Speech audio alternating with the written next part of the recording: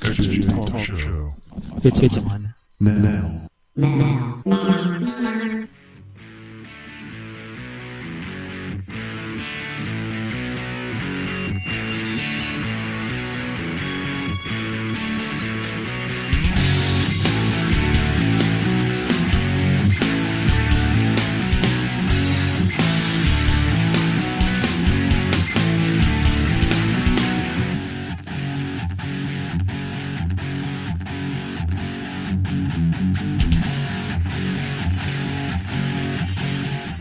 Howdy, boys and girls. Welcome to Jeep Cherokee xjtalk.com show. I am Tony Motorroy on xjtalk.com. This is the talk show brought to you by xjtalk.com and one of our many advertisers. I see we've got several people in chat. Boy, they sure did wait to the last minute to get in there. Made me nervous. This is live call and question and answer night. No scheduled guest, no scheduled interview. We're just going to take calls if you want to call in, and a lot of me talking. A lot of you talking if you call. But as you can see up on the screen, hopefully, there is the number to call in, both a standard landline 13-digit number and on the newfangled Skype.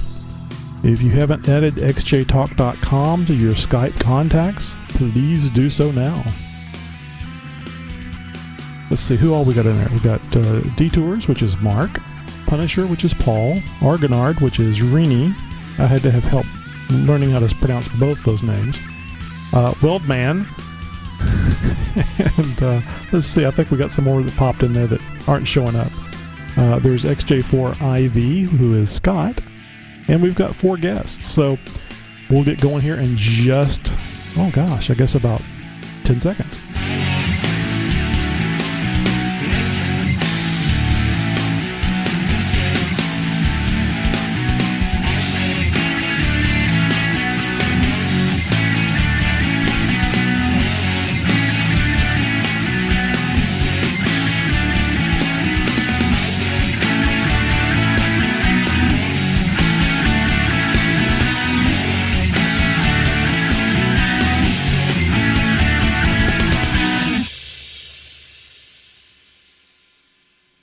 This segment is brought to you by Ironman 4x4, the toughest, most adjustable control arms in the industry. Ironman 4x4 has a wide variety of rugged off-road suspension products that are overbuilt and underpriced. Visit Ironman4x4fab.com today. That's Ironman4x4fab.com. xjtalk.com. xjtalk.com. It's where you go when you're not off-road. Did you know that xjtalk.com is on Facebook? Just go to facebook.com/xjtalk and friend us. We're also on Twitter, twitter.com/xjtalk. Well, we're already getting a call, so I'm going to take this call real quick and see what's up. Hey, thanks for calling the xjtalk.com show. Who we got? Wow, it's Tony. Hey, Tony, it's Scott. Hey, man, don't forget to turn down your computer, otherwise it'll drive you nuts with the echo. Oh, yeah, my bad. Oh, I have to remember, from all of my past years on radio talk shows, I still don't remember, so. Yeah. So, hey, what's going on in the XJ Talk world? I've been out for about 3 weeks. Well, you haven't been out of the XJ Talk world. I mean, you've still had an XJ, right? Yes, but I've been offline. Well, I figured you'd been watching what was going on. Oh, but actually, that's because we have restricted the number of views that guests can do now. I mean, and anybody that is curious about that, I think all we have here is members. Well, we've got 3 guests, so I'll mention this anyway. We've actually restricted the number of posts that guests, people that aren't members, can view. And that's not because we're assholes. It's because we were getting a lot of I don't know, places from China and Russia and stuff spamming the site. So in an attempt to curb that and make it easier for the members to, get the computer time and the disk time and everything else, tried to curtail the number of views that a guest could do. So we're getting a lot more registrations now. So I guess people are taking it in the way it was intended, not to be jerks, but try to help the members. Right. So I think you were working on a Dana 60 installation on your XJ. How's that coming?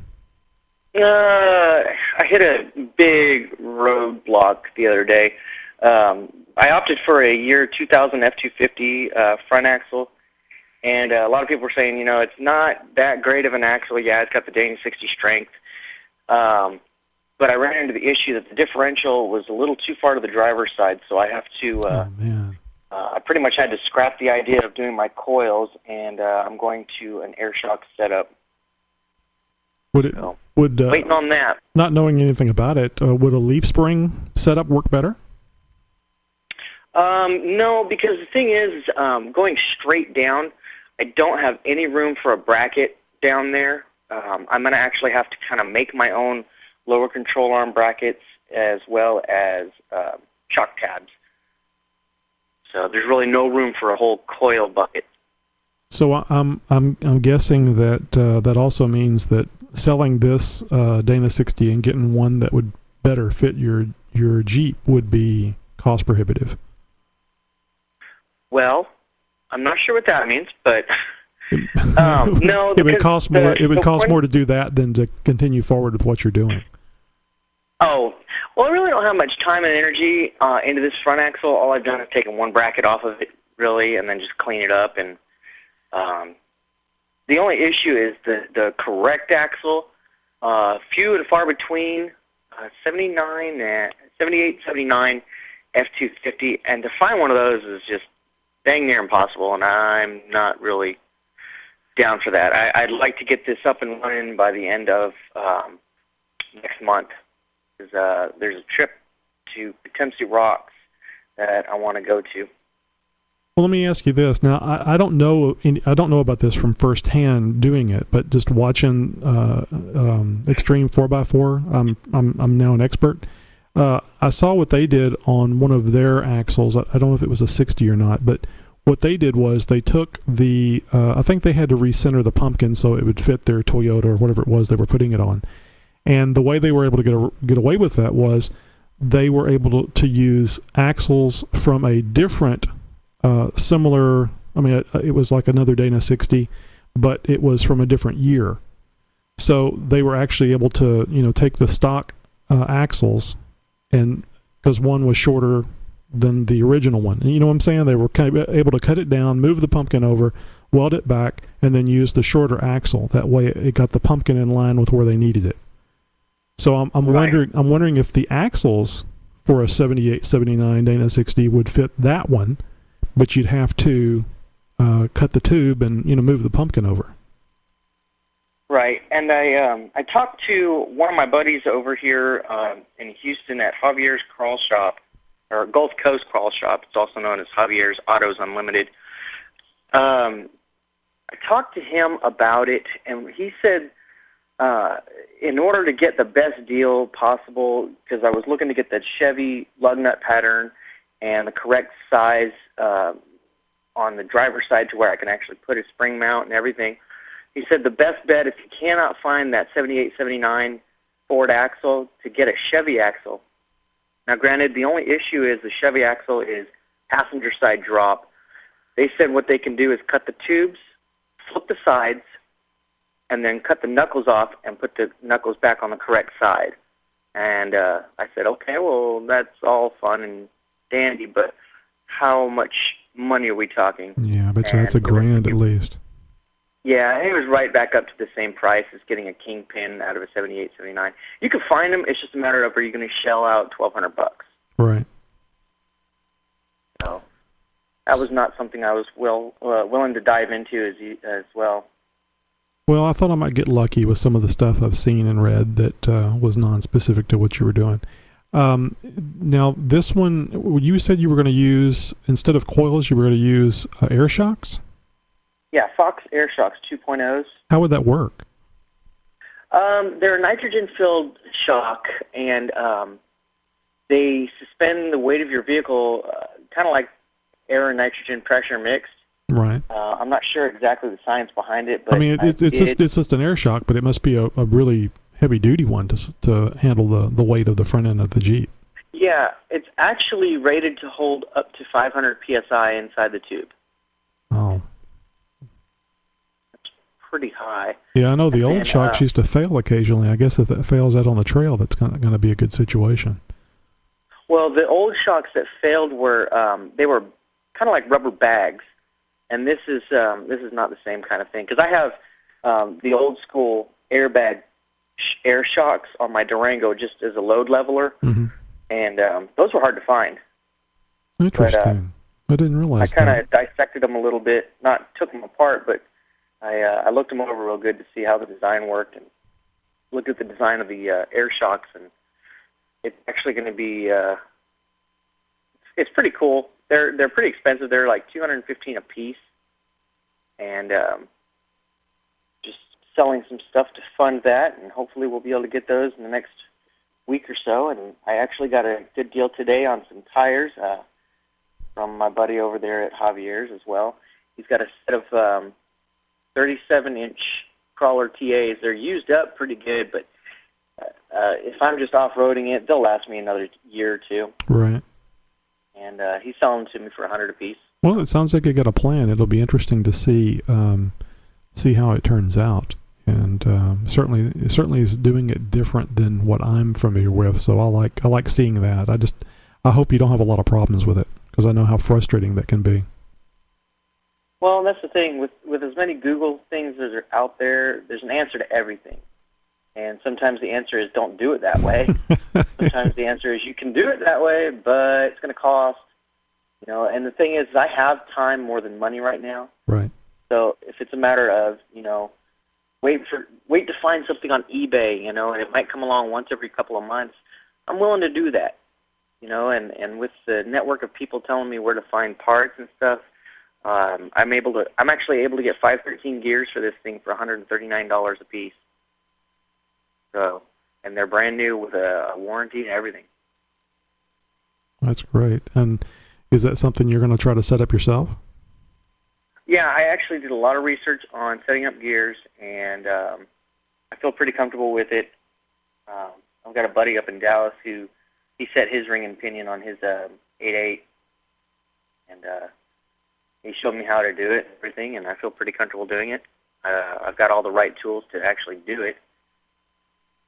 Well, it shouldn't be so bad since it's not a daily driver. I was real nervous about mine having the 456s put on, and right. I would like to know how to do it myself. I'd actually thought about getting another Dana 30 and or maybe just the pumpkin and practicing with it. But I didn't like how it had the crush bearing in it, or crush sleeve, and you put it in there, and okay, that crush sleeve is like used. If you're going to take it out, put it back in with the crush sleeve. I mean, I don't think they're real expensive, but still, I just didn't like the idea of every time you're doing something with it, you have to replace that part.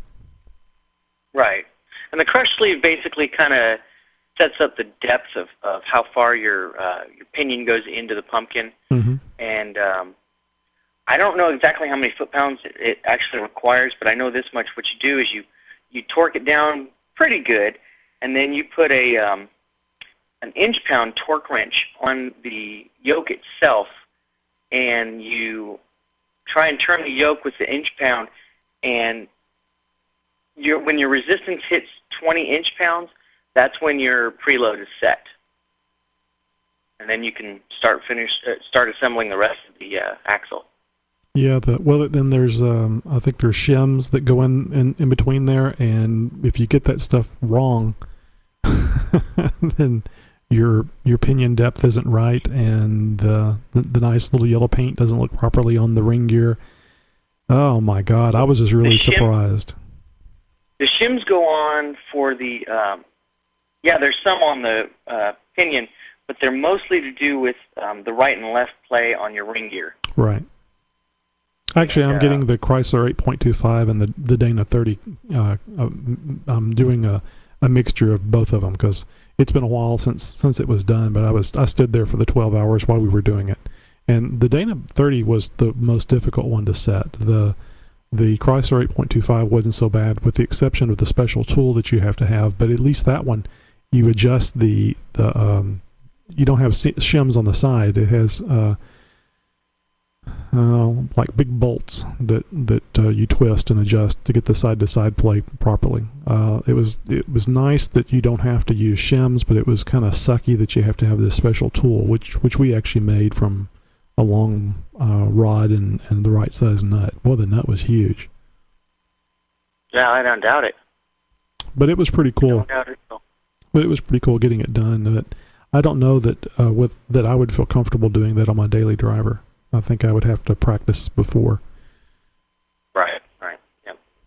So what else is up? I bet you're loving that house, having actually being able to work in a driveway instead of out in front of the apartment complex with the neighbors, eyeballing you. Yeah, don't have to worry about that anymore. Matter of fact, I got a neighbor across the street, and he kind of checks it out every time I'm working on the Jeep. He's like, "Hey, what are you doing today?" And I made some off-road doors last week, and I was taking some measurements on him to do the back ones as well tonight, and he came over for a little bit and kind of BS'd around for about 30, 40 minutes, and I wrapped everything up and came inside, took a shower, and sat down for the video, or the show. Excellent. Well, I'm glad you showed up.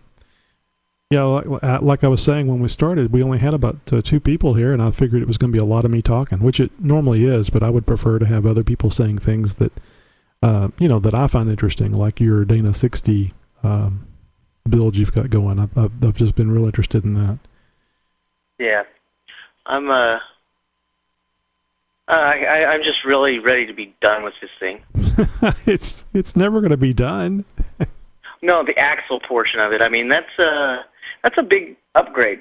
Oh, yeah. Unless you buy them already built, it's just a pain in the butt. Mm-hmm.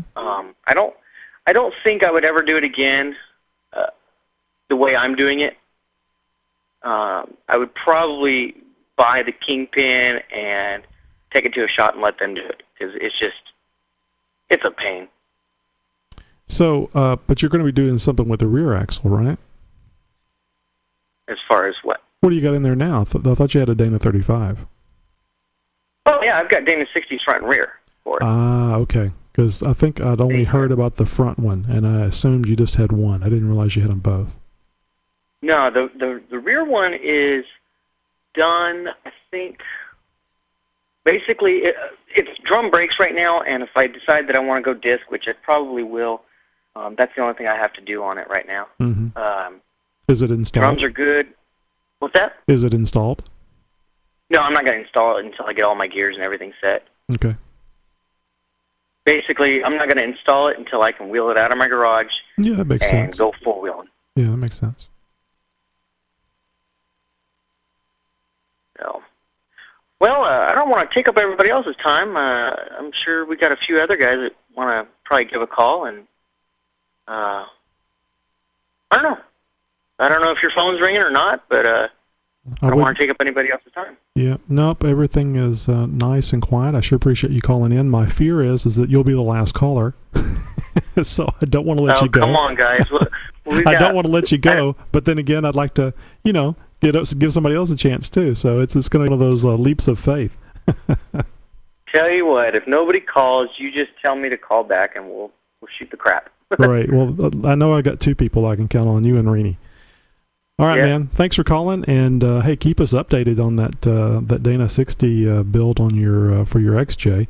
And I forgot to mention it when you called. I think in my head, everybody that's in the chat room, and certainly me, they all know who you are. But the people listening may not. This is Scott XJ4IV from xjtalk.com. He's been a member for a pretty good while. He left us for about a month and recently came back. So welcome back, Scott, and we'll look forward to more updates on the site with you about your stuff. All right. Sounds good, and we ought to get together. I'm going to try and get to the wheeling this Saturday, so Tony, you don't have an excuse this time. Yeah, I do. I don't have sliders. Oh, well, we can build some real quick. Yeah, Mark's going to take care of that for me though. Whenever I get the money to do it. Cool. Detours? Yep, absolutely. Awesome. Awesome. I was looking at his website the other day, and I was really intrigued by a lot of the stuff. I was like, ooh, fun. We are really getting some very exciting vendors. I mean, Mark Detours has been there since the beginning. Ironman Andy, well, he just has some great front end parts, the lower control arms, upper control arms, track bar, etc. We got a new vendor today, Dirtbound Off-Road, and he's got a $100 SYE for a NP242 transfer case. Do what? You haven't seen that? You need to have a look. And I'm buying it because I was about to get rid of that and buy a 231. And yeah, it's a hack and tap. But we have a new vendor on, and I'm going to ask him some questions because I've heard some things about doing the standard hack and tap for a 231 on a 242 that isn't the best thing to do. But this is the yoke, the drill bit, the tap, the nut, instructions, yada yada yada. For yours it's more expensive. Sorry. For the 96 and earlier, it's like $189. Well, good Lord, what happened there?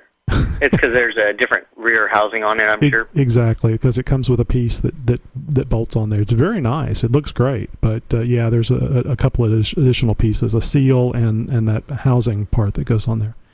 But yeah, have a look. It's pretty tempting. I really wanted the Tom Wood solution, but it's really tempting. So I gotta ask him some questions because it's actually like $109 for the hack and tap, and then I would use the thing I really like about it is being able to use a front drive shaft, because that means I got two drive shafts that are exactly the same, and if I trash one, I'm carrying a spare. Yep. And so you can still get home. That's right. That's what it's all about. All right, man. Thanks for the call. Thanks for the call, and we'll catch you on the site. All right, take it easy. Bye-bye. Bye. Okay. Yeah, that says URL removed, Rene. Let me turn that on. Allow links. So anytime you guys are posting URLs, internet websites in chat, unless the links are being allowed, it's going to everybody else, it's going to say URL removed. To you, on your chat screen, you'll see the link. So that's a little deceiving when you see that, because you think everybody saw it, but it didn't. It says URL removed. So, Rene, if you want to send that thing back again, you can. If you want to send that link out again, you can put that in there, and it'll show up now because I've turned the links on. And Scott XJ4IV says, okay, sorry guys, didn't mean to take up time. You didn't take up any time at all. That's exactly what we're doing tonight, is taking live calls. So I really appreciate it. It was a relief getting a call, because usually I have to beg. Yep, I see it now. Yeah, that's the link. Is that the link to the that's the link to the post that Dirtbound Off-Road put up about the NP242 SYE that they have on sale through the April the 1st. Also, too, Turl posted it and asked, and I thought it kind of embarrassed me a little bit. We got a brand new vendor, and he's saying, "Hey, we got an XJ Talk discount," and Dirtbound Off-Road came up and like a champ posted.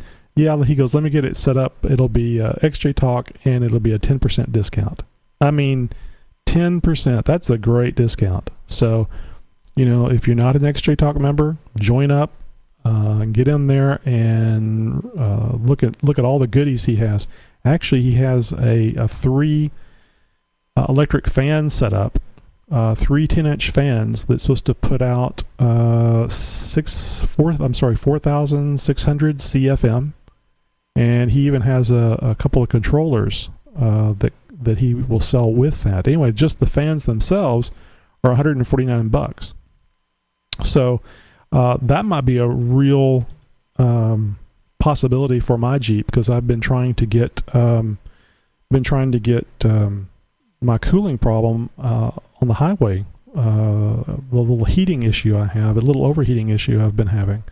and that might very well solve it. I think 2900 CFM is what you need if you're going to be changing to electric fans. So I think 4600 would be probably what I need. Well, Rene Argonard from Scott says, stop driving on the highway. It's a daily driver, Scott. You guys don't understand. I don't have money to spend on additional vehicles. I have to take very good care of what I've got.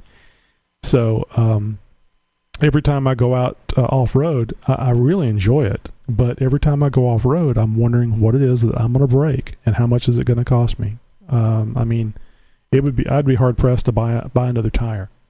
So I have to be very cautious about it. That's another reason why I talk about sliders. Well, Rene's called in on Skype. Let's bring him on. Hey, Rene. Hey, Tony, what's up? And if you haven't already turned down your computer. I shut it off. Okay. I want to say turn down your radio, but that's from the old days, the old talk shows that I used to listen to. So what's up? I mean, this is, for you guys that weren't aware, we had a show last night, a little quickly put together show, and Rene and Wayne both called in on that one. So this is 2 days in a row for Rene. Yeah, I know, and poor Wayne. I don't understand. How come I can understand all the reporters over there, but I can't understand squat, he says. He's a New Zealand hillbilly. He's the redneck from New Zealand. You know, it'd be a lot more fun if he was here, where he could hear that and react to it.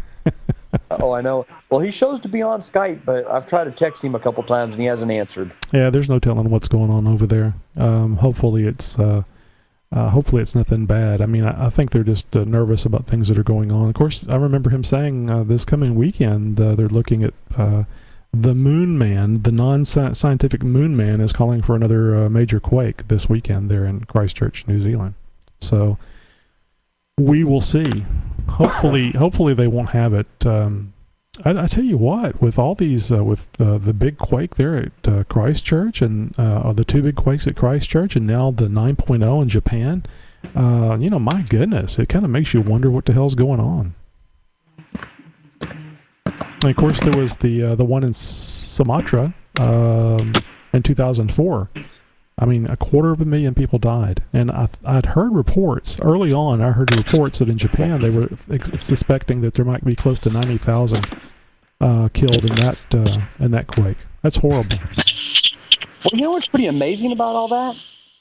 The natives over in Somalia, when that tsunami was coming in, the natives run like hell to the highest place they could get. All the tourists are walking out on the beach going, "Ooh, look at that new fishy."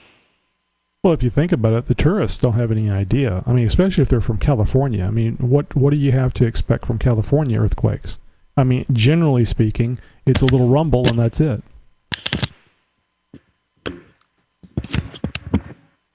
Well, that's true, but you would think they'd have enough sense as a human being to know if the water goes rushing out, it's gonna come back.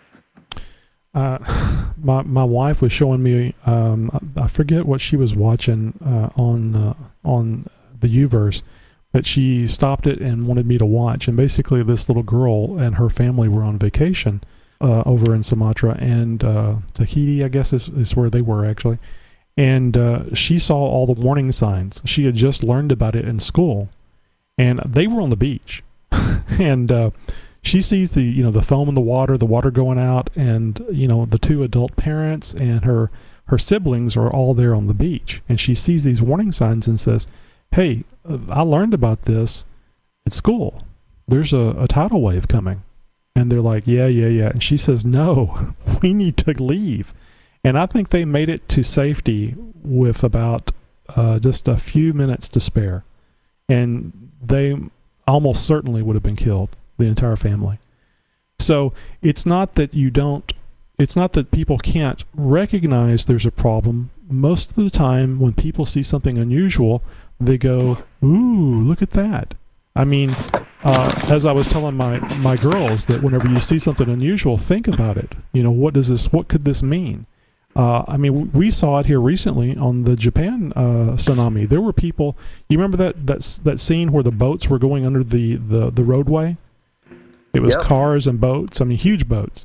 And there was cars driving on the bridge, which I understand. You know, what are you going to do? You're driving and you need to keep driving. The thing I couldn't understand were the people standing on the bridge watching everything going on. Well, have you had a chance to watch that video that I posted last night? I didn't see it. Oh, it's in the chapel section under the Japan quake. Okay, Japanese quake. I'll have another look. I couldn't remember where you put that because we talked about two or three different places. I think I must sound like shit to them over there. Scott just asked me if I was taking a crap. Well, like I'm in the living room. It sounds like you're typing on the keyboard, and the typing is really loud. Wow, there must be this real sensitive mic. Not bad for $17, huh? Yeah, no, it's. I mean, everything sounds fine now. I mean, does it sound fine to you guys? Yeah, he's whacking it. Yeah. Dude, I don't type. I'm a one finger on each hand typer. You guys have seen the gopher thing where you take the hammer and you try to hit the head of the gopher? Well, Rene's got a big hammer for the keys, and that's how he types. Whap, whap, whap, whap.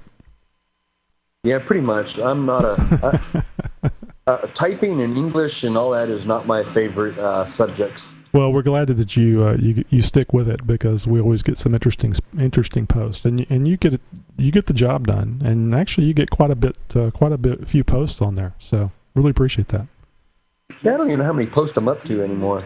I absolutely never look at that stuff, even in the newsletter that you send out. Unfortunately, I don't even look at it then.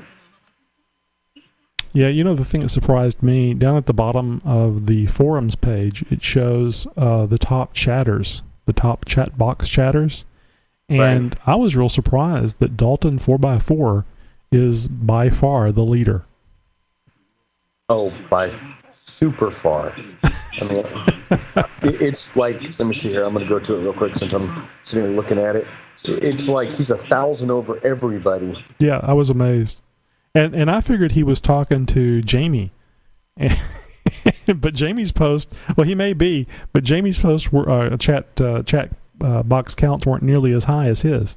So it must be a real one-sided conversation. Yeah, no joke. Yeah, she's a different person there. Very, really very funny? Interesting. Let's see. I haven't updated it. Let me refresh the page here, and I can see what the chat counts are. Yeah, I'm looking at that. I don't see it. How come? I found Throne. I found. Yeah, it's right above the where the egg avatar statistics are. Jeep Cherokee Forum XJTalk statistics. The best chatters are 4x4 Dalton, 15,030. Yep. And the next highest is Big Jim 350 with 9,106. So that's a delta of over 5,000 chats. So this isn't characters, guys. This is, well, at least my understanding is that's the number of lines. You know, somebody types in, "Hello, my name is Dalton." Enter. That's a chat. Right. Well, you know what I was going to say about Jamie. Sometimes on chat, she gets kind of whiny. That's trying to be nice about it. But on Facebook, all of her posts are actually pretty cool. It's like, I don't get it. Well, there's an interactive nature to, if you're sending something that like an email or something, you have time to think about what it is that you're doing. You're writing. You're not just reacting. And in the chat room, it's almost like talking. And you know how some people put their foot in their mouth a lot whenever they talk? And they may be perfectly fine if they did an email or so on and so forth. So it could be that. I just think that it might be that whenever you're sending something that you're going to take time and type it in and hit enter, then you have more time to think about it. Yeah, that's probably it. I don't know. I mean, I generally, if it comes to my mind, it comes out my fingertips or on Facebook or wherever.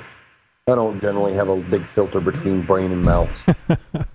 Well, I'm sure that's gotten you into as much trouble as it gets me into. Oh, no, never. Yeah, Jamie Lynn only has 2,919. So, hey, you know, I just realized the most recent thing you've done. Well, you did a lot of repairs to your Jeep. Is everything in working order now? I will definitely know come Friday. Oh, you can tell. You can tell by driving it. if it feels right. You know, so far it seems fine. You know, I was telling y'all, my lower arms off my rough country kit, the bushings are wiped out. Really? And I noticed it when I put them tubular uppers on it. And I called Jason over at Rough Country, and do you know they sent me an entire new arm? I didn't get bushings. I've got 2 brand new arms from Rough Country. My goodness. But they do some great customer service. I wonder if I think they've always been like this, but I'm kind of wondering if they're running a little scared because of Rubicon Express. Well, you know, yes and no. Jason told me a little bit of behind all that. What had happened, Rubicon Express was one of the first people to do a lot of the lift kits like this. And, well, when the economy went to crap, a lot of people started buying Rough Country because that's all you could afford. I mean, right. Let's see here. You have a 4-inch Rubicon Express lift kit that's $1,000, or you can get this one for $500 over here at Rough Country. You know, you kind of, when you only have $750 to spend, you're going to buy the $500 kit. So that's what everybody was doing. And then when they got the Rough Country kit, they realized, holy crap, you know what? This is a pretty good kit. Yeah, it is.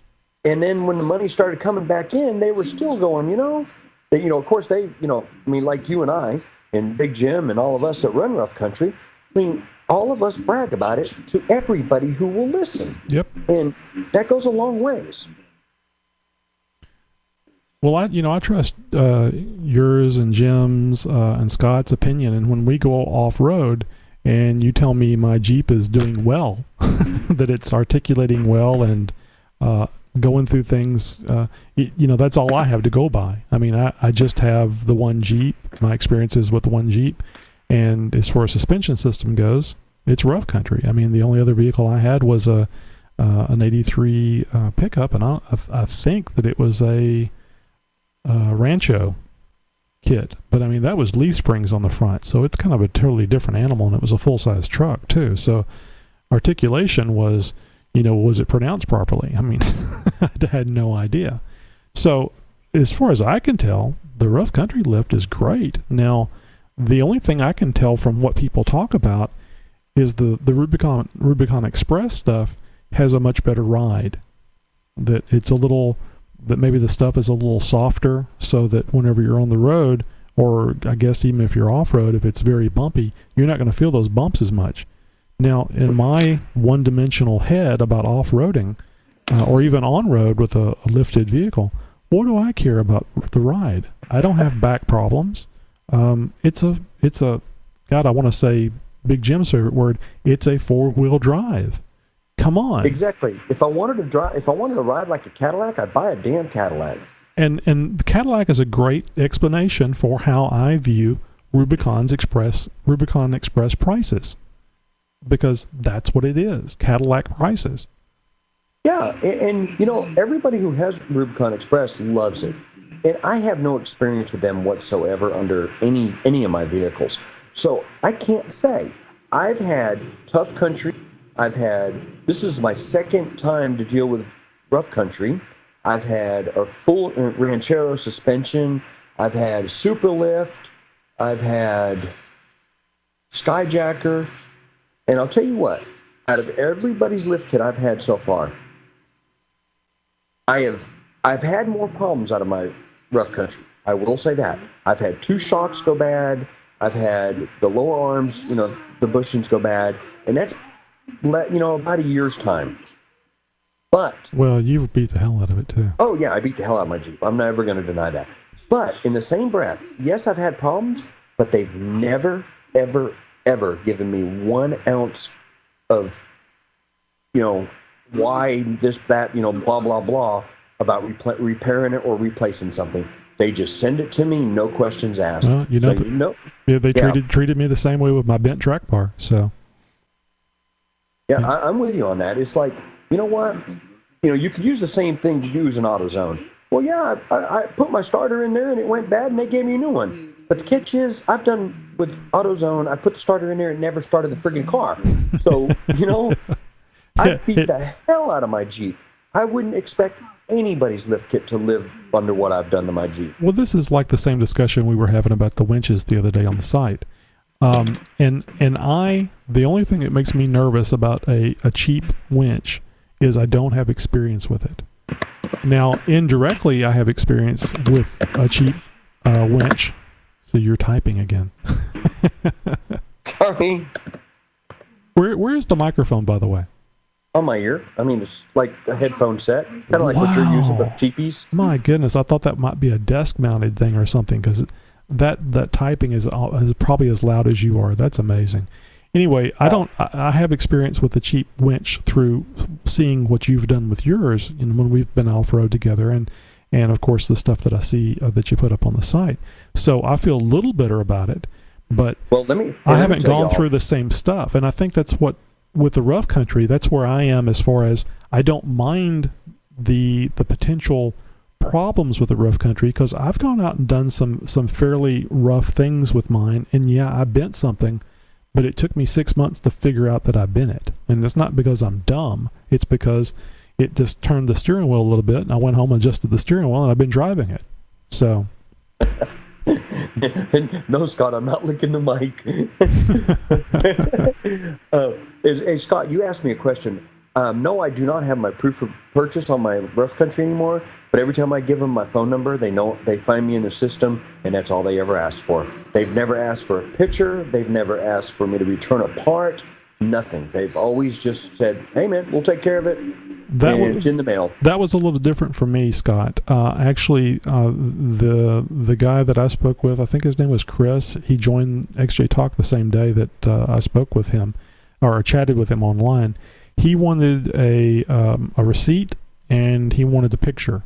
And I was able to provide both those things within 5 minutes, because I had the electronic receipt. So yeah, they wanted both those things. Well, true, Tony, but I bought mine straight from Rough Country. I didn't buy it through a distributor. Gotcha. Yeah, that might be a difference. That might make the difference. We'd have to check with probably Ron at fourwheelingplus.com. He'd be able to tell us how they handle that.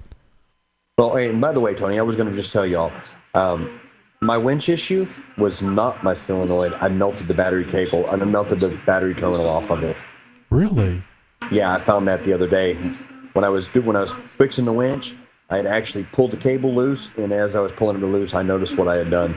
So yeah, of all things, so as of right now, my winch has never given me 1 ounce of problems. So what exactly burned off? Where it was connected to the battery?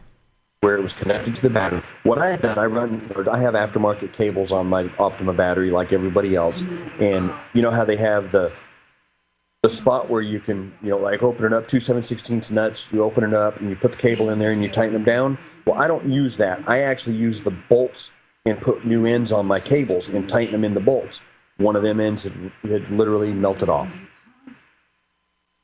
Well, that's interesting. It's, when I was watching the video, which, by the way, the video of Rene out recovering the flipped XJ, he actually recovered it the opposite way that it went in. So he did it tail over nose. Anyway, that video is up on xjtalk.com. And if you really can't see much with it, but if you watch the lights on Rene's Jeep, you can tell as that winch was under load, because his lights would dim about 50% of what they were prior to that load, and it's a cycling, bright dim, bright dim, bright dim. So actually, you probably could have you could have had a fire. You were pulling so many amps through that cable. You're actually lucky it burned where it burned. I mean, basically what you had was a big ass fuse there that started melting. Right, but also do remember that my winch has done that ever since I put the remote in it, and I cannot figure out why it's doing it. It does it under load. It does it without being under load. It doesn't matter. It's still like, the winch goes, It just has done it since day one. Even the people at Smittybilt, the technical guys at Smittybilt, cannot explain to me why my winch does that with the remote on it. Do you still have the wired remote?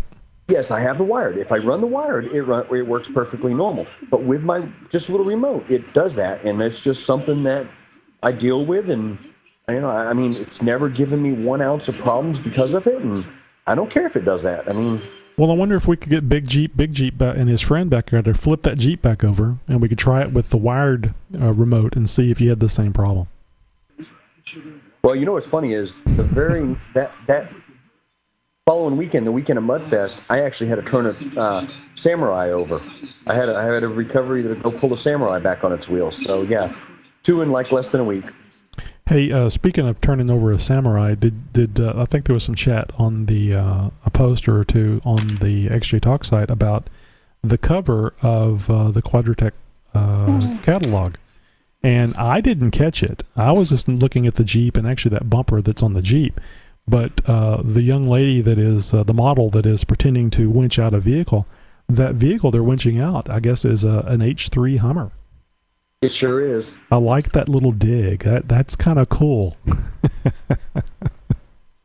Yeah, that was pretty fun. I don't guess. I'm almost certain they don't have any Hummer parts in there, do they? I mean, No. they have a grill that looks like the grill that goes on a Hummer that they sell for a Jeep. And personally, I think anybody that does that should be beaten.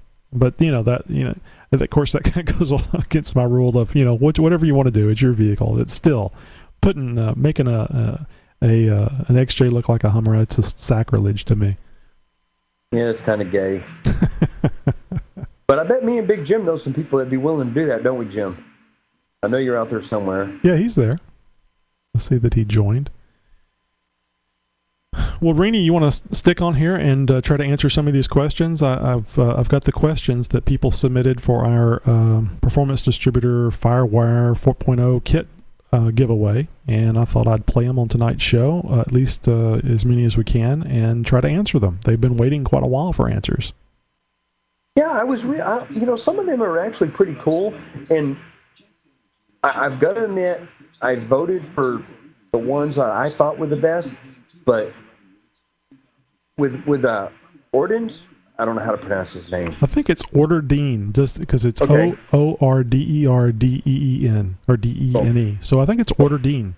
Well, with Orderdeen, I give him 1,000,000% props for Yes. calling in and doing what he did, knowing for a fact that English is not his language. That was just, that's a lot. And also, too, he is a subscriber to the site, a half a world away, or maybe even, at least half a world away, and a subscriber to the site. My gosh, like I was saying yesterday, very humbled, very honored to have all the subscribers, but especially one that English is not the primary language, and it's just really cool.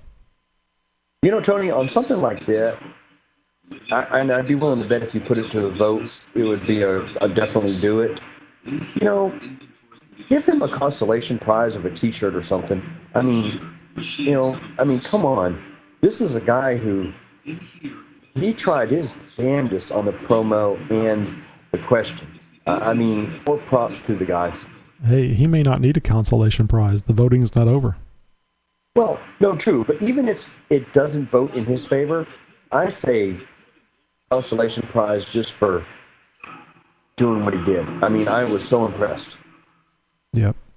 Well, one of the things we're going to be doing here pretty soon, in fact, I was supposed to call the guy today and I didn't get a chance. I did find a local vendor for XJ Talk stickers. So you guys have paid and have been waiting for your XJ Talk stickers. It may be coming really soon. He's not available this Saturday. It's going to have to be Saturday for me to pick him up because it's over here in West Houston, and I can't drive from North Houston and get to West Houston in time. But so probably the Saturday following this one, I should be able to go pick him up. I want to get a couple of samples, and there also might be a possibility for some really large logo type with the yellow, the red, and the black, like you see on top of on the top page of the website. Some really large XJ Talk logos. I did get a price on the 4x10s that were for $15.50. So I'm hoping that something twice that size might be in the $30 to $40 range, and it basically would take up most of your rear quarter panel window. So I'm going to get some from my Jeep, and if you guys are interested in that, I mean, I understand you have to have a great love of XJ Talk to put something that big on your Jeep, but I'll certainly be willing to get some if you guys are, willing to stick it on your Jeep. But I do need to get a price, and I don't know what his limit is as far as the how big an image he can make. I think they do car wraps over there, so I don't think he's got a limit. Yeah, I like XJ Rap's question. What about a banner for the windshield? Yeah, I was just getting ready to say it wouldn't be. I don't know how that would look. I don't know what the font would be, or I mean, I'm certainly open to suggestions. I thought about that, but as far as it wouldn't be the circle with the XJT, and it wouldn't. I wouldn't think anyway. It would be like the logo on the site on the website. So it would have to be something different. And actually, Andy, Ironman Andy, had asked me, because in this race that he was just in, he asked my permission to print up a large XJ Talk sticker so he could put on his Jeep during the drive. And I thought that was very nice of him to offer that. We didn't get it worked out, but he was trying to do that. So a banner for the window would be fine. If you guys want to come up with some ideas about how that would look, sure, I'd be happy to talk to the guy at the vinyl sign place about getting some made. Well, before we get too far down the road on this, let's get some questions up before we run out of time. So this first question, we just spoke about Order Dean, so let's put up his question. I may have to translate this for you guys. We can try playing it a couple of times. So here is Order Dean's question for the FireWire giveaway. And, of course, you can listen to it on XJ Talk. And please vote on there so that we can select a winner for that kit. Voting will continue through Wednesday of next week. And then then we'll vote on what's the best promo, best question of the two. And then whoever wins that vote wins the prize. So anyway, here's Order Dean's question. And if you don't know, Order Dean is a Mongolia resident. So that's why I say half a world away. I mean, it may be further than half a world. I guess it depends on which way you go, east or west. How many different colors of XJs we have here at XJ Talk? So he's asking, how many different color XJs do we have on XJ Talk? How many different colors of XJs we have here at XJ Talk? Well, I know we have red. We have red, green, black, orange. I don't know about those. I know we have red. There's a lot of green ones, though. There really is. Yeah. What are the colors? Red, green, black. Blue? Who has a blue one? I don't think he's been on in a while. I saw on the albums today. Who was it? McRod?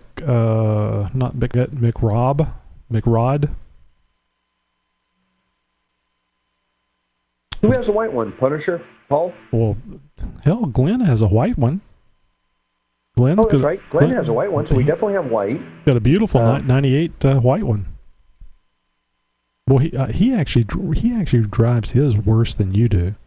Or I shouldn't say worse. I should say more aggressive. I had no idea that a Cherokee could go that far to the side without flipping. I mean, oh my God. Okay. Huh? Oh, I know. Has anybody seen or heard of from Red Dragon for the last 6 months? No. Yeah, XJ4IV says Scott Red Dragon. Yeah, I don't know what happened to him. He was pretty into what was going on, and I don't know. I don't know if he's still working out at HP or not. I haven't heard or seen anything from him. Oh. Yeah, there's tan, because Scott painted his tan. Of course, orange from Orange XJ. What's Orange XJ's first name? Greg? Yep. And, gosh, I mean, I can't, there's all kinds. There's yellow. I mean, XJ Jeep thing hasn't been on a while, but he's got a yellow one. Steph has a multicolored one, which includes yellow. I think the only color we don't have is the purple one that your friend has. Purple, that Barney purple, yeah. Yep, the Barney purple. But there's a lot of green ones. Yep, there's a lot of green. And of course, Big Jim was had a green one there for a while. Yeah, I was just noticing he's not on anymore. He still has a green one. No, I just noticed he wasn't in the chat room. He's not on in the show anymore. Oh, yeah, but he still has a green Jeep. He still has the green XJ. He painted it. It's green. He painted it green. Painted it back green? No, it's it's a different it's a different color green. Right. Gotcha. Okay. Okay, let's go to another question here. So really, the question about how many different colors, I guess we'd actually have to write it down and add it up to be able to answer Orderdine's question there properly. Here is a question from Gumby1220. Hey, this is Gumby1220 on xjtalk.com. I'm calling from Houston, Texas. My question is if you guys were thinking about adding a thread on a how to convert a two-wheel drive to a four-wheel drive. I haven't found any straightforward answers online. All right, that's my question. Thank you. Bye. Now, I think Blue XJ has actually done this as far as doing the conversion. But Who did it? Blue XJ, a moderator. Oh, okay. Well, I know Matt's going to do it, so yes. Yeah, the answer to that question is there isn't anything in writing yet, but it will be done when Matt does his Jeep. Yeah, that's one of the reasons why I was asking Matt the other day. I can't remember if I was on Facebook chat with him or on XJ Talk chat, but I said, hey, are you going to take pictures and do a write-up on that? Hint, hint. He says, sure. And that's not I don't know if you guys have done that where you actually perform work on your Jeep and you take pictures and you try to take the pictures in such an order and in such a way where you know it's going to make sense, how you're going to be able to explain it in a post. It's a lot of work. It takes a lot longer to do what you're trying to do to the Jeep. So hats off to all these guys anytime they take pictures and share that information with us on the website, because it's not an easy thing. It's much easier just to get through the job and not have to worry about the additional task of setting up the shot and make sure the lighting's right and keeping the grease off the $300 phone, you know? Yeah, you know what? The one I just did with taking the doors off, as I was writing it up, I realized, damn, I should have took that picture. Damn, I should have took this picture. Yeah. I mean, it's way, way, way hard. Matter of fact, the picture I took that I said, if you see right here where I ground this down, it makes it easier to put the door in. I went out and took that picture after I was completely done. That happens a lot, and there's nothing wrong with that. You know, because you're doing it and writing it up, or documentation is a pain. This period, because it's much easier to do than it is to write about it. At least I think that's the case for most of us. There are people out there that are probably better documenters than they are mechanics, but yeah, it's a difficult task. Okay, so to answer your question, Gumby1220, there is not, as you're aware of, there is not a write-up on that, but there will be shortly. I mean, Matt MS Morenberg, he's planning on doing that pretty soon, isn't he? Yes. Well, the front axle's in, the lift's on. We're going to pull the transmission and transfer case out of the other Jeep and get ready to install it. Oh, he already has the Dana 30 in the front then.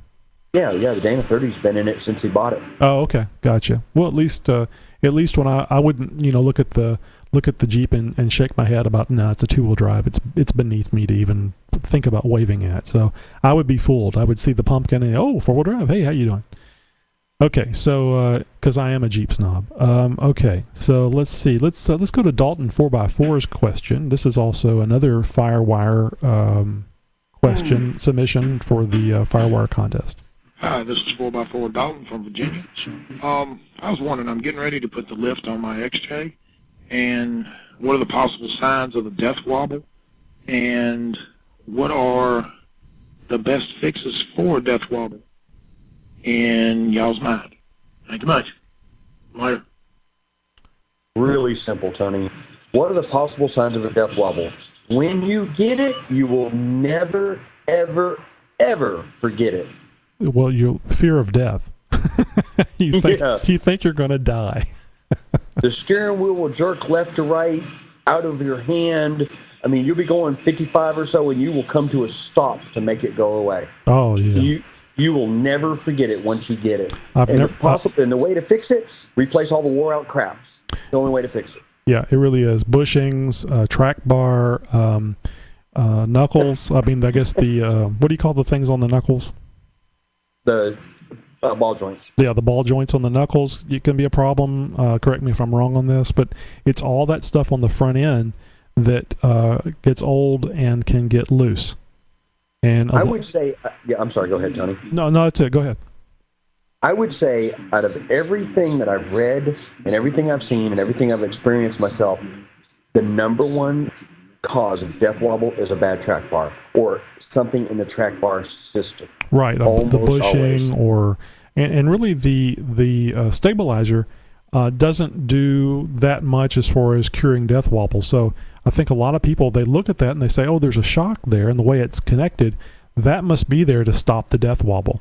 I think it helps, but it will not cure it. I don't think you can put a big enough one on there to stop it. You have to look at the bushings. Really, if you have like a 3-foot long screwdriver or a crowbar, you get under your front end and you start pressing on the front end parts, the track bar, the tie rod, all that stuff, and you see what moves. Be careful what you're doing, of course, because you can do a lot of damage, but you try to move that thing, and if you get, I mean, and I think this is true, just a fraction of an inch movement is enough to cause death wobble. So if you do one tie rod end and it doesn't move, and you do the other tie rod end and it moves a 1/16 of an inch, you probably need to replace it. Yeah, you probably need to replace that tie rod. I mean, we're not talking about a lot of movement here for something to be bad. Tony, what I tell everybody, if you see any movement in any of the tie rods, replace them. Yes. Do not play games with them. Well, it's not worth having a rollover on a highway because your tie rod end broke. I do want to read something that Scott just put up here, Sure. and I love this. A sign of death wobble can easily be found in your underwear. That sums it up. Well, if you're an improper wiper, it may not be. Skid marks might be normal. You have to check with your wife and let her, honey, is this normal? Well, I don't think it's the skid marks that you're concerned about with death wobble. It's the lumps. Yeah, it's the lumps in there. Boy, look at all that censored stuff. They're typing in the chat room, and all I see is yeah, and then censored yourself. No, because you'll censored yourself. Okay, let's go to another question here real quick. This will be from Metlick53. Hi, XJ Talk. My name is John Irwin, also known as Metlick53 on the XJ Talk website, and I'm calling from Conroe, Texas, calling from my job here at the Country Club. My question is going to be Cherokee related, involving the alternators on our Cherokees. One thing I hate is that the alternator is put on the bottom of our Jeeps, and mine got toasted the last run at Creekside. I replaced it with a ZJ136 alternator, and it's working great now. But I'm afraid if I go back to Creekside, I may toast the 136 too. I really love how my AC blows ice cold all year long, and losing my air conditioning is not an option. But I want my alternator moved up top. Is there any way I can put my alternator up top and keep my air conditioning as well? Thank you. Well, you know, that's a great question, and I don't like that either. I don't like that the alternator is down there at the bottom like that. I had very good luck with my factory alternator. I got 167,000 miles and 13 years of use out of it before I changed it, and even at that, it passed the O'Reilly's bench test 9 times. But I couldn't think of anything else it could be, so I went ahead and got a new alternator. Now, I wish I had gone the same route as Metlick53 did, was to get the 136 amp thing. I didn't want to mess with any possible refit of blah blah blah, so I just went ahead and got the replacement, which, by the way, even though my build sheet said it was a 117 amp alternator, it wasn't. It was a 90 amp alternator. So the 90 amp alternator is running that winch, 400 watt KC lights, and every other. Of course, I am running a few LEDs, which helps that situation. So, but I haven't seen anybody that's moved anything. The only thing that I can think that comes close to that is what Steve has done with the second air compressor that he's using as a onboard air compressor. Well, Scott just put up something here that is correct. On a Wrangler, the alternator and AC compressor are changed places. The compressor's on the bottom, the alternator's on the top. That is one way of doing it, and pretty much anything else is you're going to fabricate. Right. Well, I guess that's what Steve did, running the two AC compressors side by side. But I'd have to actually go back and look at that and see how he did that. But right offhand, I'm thinking that might work. The same type thing might work by putting the alternator right there next to the air compressor. Now, I don't know what serpentine belt he used or how he made that work. But that was a really cool setup. I liked that. Yeah, I do too. But I don't know on the alternator if that would be feasible. I mean, is it possible? Sure. Anything's possible. Yeah. But feasible. I think the quickest, easiest way to solve it would be go to a junkyard, find you a 4.0 or 2.5 or whatever motor you have in there, and get the entire serpentine belt assembly, all the bracketry off of a Wrangler and put it on your XJ. That would be the quickest, easiest way to solve it. Well, maybe we can get a picture of that. That would be a neat thing, a neat little virtual project to work on if we could get a picture of a Wrangler and the brackets that are on there and see how that might be able to be swapped. That would be a pretty cool deal. Now, another thing, there's actually two questions I would like to know. He said it burnt up. I don't know if you were out there that time when he was out there, but I don't know how going out to Creekside would have burned up that alternator. And I can't... Running in underwater and muddy water. Well, I mean, we were out there in that pond quite a bit, and mine was fine. I mean, my harmonic balancer came apart, but I don't know that was necessarily because of that sandy water. No, his was still running when it was submerged in the muddy water. Okay. Well, I mean, it was like stuck and it was underwater and it's over there going, yeah, and he killed it. Okay. Well, then I also did the same thing, Tony. When my alternator went out, it was because it was running under a muddy water. Gotcha. Well, then my other question was going to be, would a skid help stop that? But I guess if it's submerged in water, then no. I guess that if you have something to keep the water out of it while you're going through water, and it provides a void underneath there and minimizes the water that's in that it might help. By the way, I've actually decided I was going to try to sell my factory front skid, but I've actually decided to go ahead and put that back on. I thought it was it really doesn't weigh that much, and I thought it was kind of silly to try to go out and spend $30 or $40 for a sheet of metal and make one when I had one. So that's true. Yeah, so I'm just going to go ahead and put that back on and see if that helps the airflow situation. Anyway, let's try to get one more question in here before we wrap this up. I think we'll play Weldman. We'll play Weldman's question. Here we go. Hey everyone, this is Kurt, aka Weldman from xjtalk.com website. Got a quick question for you. How do you guys waterproof your distributors? I hit a big puddle the other day with all the melting snow up here in Wisconsin, and the truck started sputtering and spitting because the distributor got doused with water. Besides using a rubber condom or the boot that slips over the distributor, which ends up holding in moisture anyway, I was wondering what you guys used and how you went about it. Look forward to your answer. Thanks.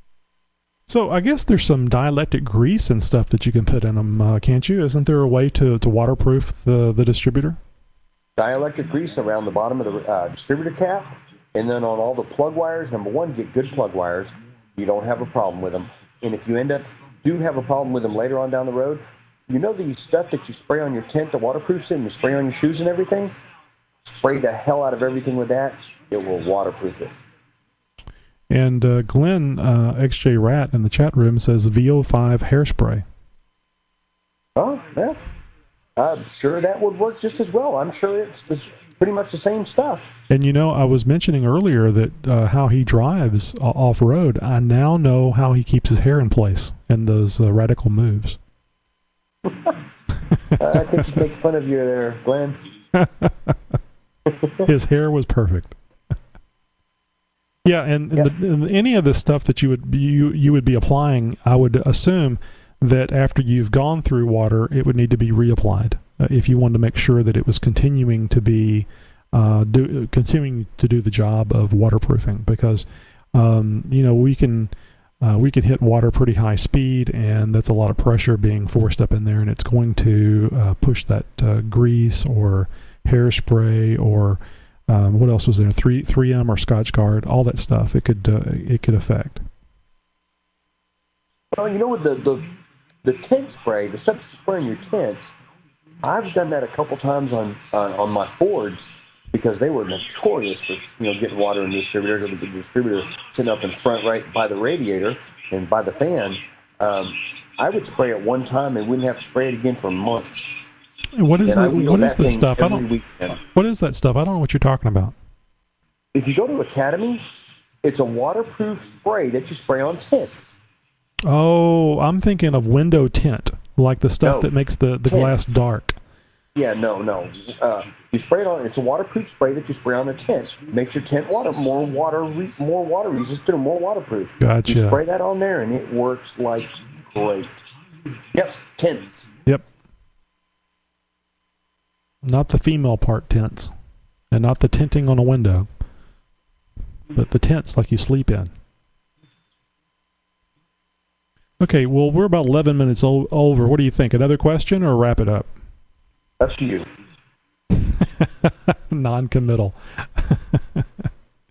So let's do... I don't think we did Dalton's, did we? About the kit, the four-wheel drive kit. Let's do Dalton's real quick.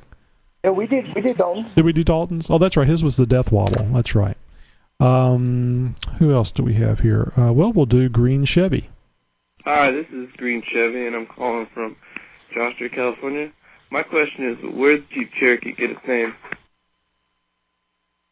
That's interesting. I forgot to look that up. Does anybody have a clue where Jeep came up with the name Cherokee?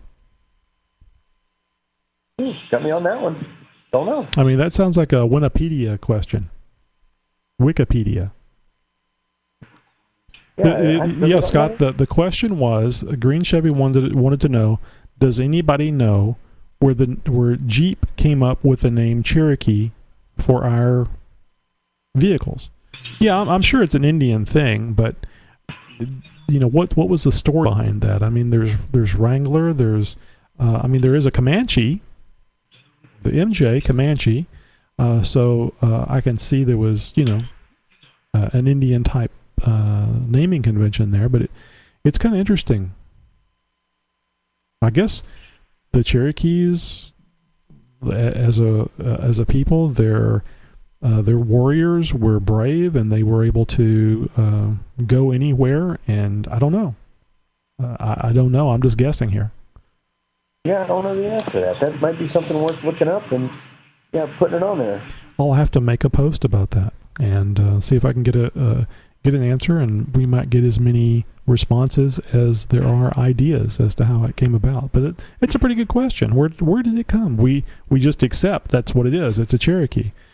Some of us kind of think about the politically correct ramifications of said name, and you got to wonder if that's why they changed the name of the Cherokee replacement, calling it Liberty. Of course, there's the Patriot and so on and so forth, but so it looks like they went off on a different tangent. Of course, I think that's after the Germans bought the company. Yeah, the Wibbity. Okay, guys. Well, Rene, I sure appreciate you calling in. I'm surprised we didn't have more time for more calls. It's pretty cool that 2 calls and that took up over an hour. So you guys are good talkers. Imagine that, me and Scott being good talkers. Never. Well, I much appreciate it. It's very welcome. I always enjoy talking to you guys, whether it's on the show or in person or on the site. Well, Rene, I'm going to let you go so that you can bang away at your keyboard at will. I know you've been trying to keep it quiet. All right, man. I will talk to y'all later. Y'all have a good night. Thank you. All right, bye-bye. Well, guys, that's another show, and in the can, so to speak, not to be confused with any bodily functions. Hopefully it's better than that. And, people are leaving, and the show's not over. I'm watching you. I can see you guys leaving. Who was that left? Was that Glenn? I think that was Glenn that left. Taking names. Well, guys, we've got a couple of contests going on. The FireWire contest, the entry period is over, but we are doing votes, and it would be good if you could get on there and vote for the best question and the best promo. There's 7 questions that have been submitted, and there's 3 promos. Wednesday next week, we will know who the winner of those 2 groups are, and then as long as it's not the same person, if it's 2 different people, then what we'll do is we'll do a vote on the promo, the best promo, and the best question. And whoever wins that vote wins the Performance Distributor FireWire KIT4.0 for the Jeep Cherokee 1991 through 98. And basically it's a better coil, a much better plug wires, and surprisingly, they're red, and a rotor, and a distributor cap. So it's pretty nice. It even comes with an adapter, so that you can adapt the plug to the new coil that goes in there. And since I got my CPS problem lined out, I haven't had a lick of problem with it. I had some issues whenever I first got the kit. That's how I wound up with 2 sets of parts. And that company was good enough to let me keep them to do the giveaway.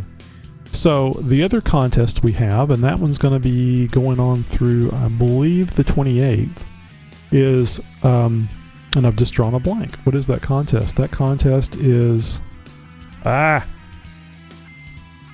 have no idea. I've drawn a blank. I was thinking about the FireWire kit.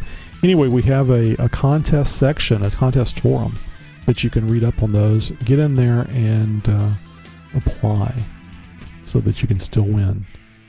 We're on Facebook, we're on Twitter, and of course you can catch us every day, www.xjtalk.com. Don't forget, call in your questions and answers, or questions and promos to 530-675-4102. Everybody have a very good night, and thank you very much for being here.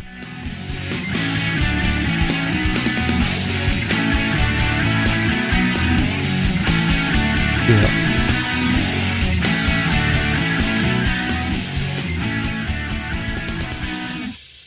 That's right. Pillar lights. Detours USA pillar lights. A-pillar lights. And those things are sweet. Those are really nice. That's some of the really nice work that Mark at Detours does. It's a set of A-pillar light brackets. And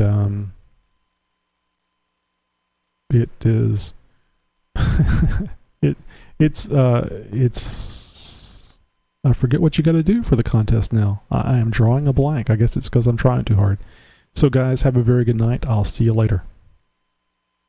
This is Big Jim 350, and I f***ing love xjtalk.com. Oh.